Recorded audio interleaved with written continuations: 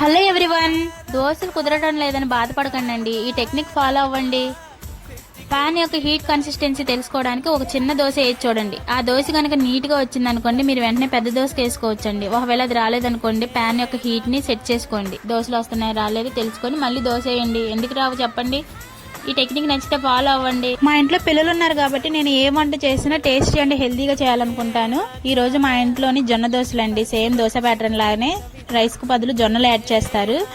ఇంకా పిల్లలకి కాల్షియం చాలా అంటే చాలా అవసరం కాబట్టి పాలల్లో కన్నా అధికంగా ఉన్న కరివేపాకును నేను ఎక్కువగా ప్రతి వంటల్లో కూడా ఉపయోగిస్తున్నాను. టేస్ట్ కోసం పచ్చిమిర్చి కొంచెం లైట్గా యాడ్ చేశాను. మరి పిల్లలు తినాలి కదండి. ఇంకా అరుగుదల కోసం జీరా ఉపయోగించాను.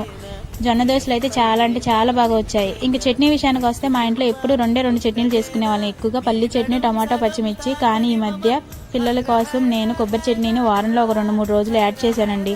చాలా అంటే చాలా టేస్టీగా వస్తుంది. ఉప్పు విషయానికి వస్తే ఏ ఉప్పు అయినా యాడ్ చేయొచ్చండి. ఎందుకు చెప్పనా, ప్రతి ఉప్పులోనంట ప్లాస్టిక్ సూక్ష్మంగా అందులో కలిసిపోయి ఉందంట. ఇంకే ఉప్పు వాడితే ఏముందండి. అందుకని నేను కల్లుప్పు ఎక్కువగా ఉపయోగిస్తున్నాను. టేస్ట్ విషయానికి వస్తే చాలా అంటే చాలా బాగుంది. అరుగుదల కోసం జీరానైతే చట్నీల్లోనూ, దోశల్లోనూ అన్నిట్లోనూ ఉపయోగిస్తాను. అలాగే మీకు నా వీడియో నచ్చితే సబ్స్క్రైబ్ చేయడం మర్చిపోకండి ఫ్రెండ్స్.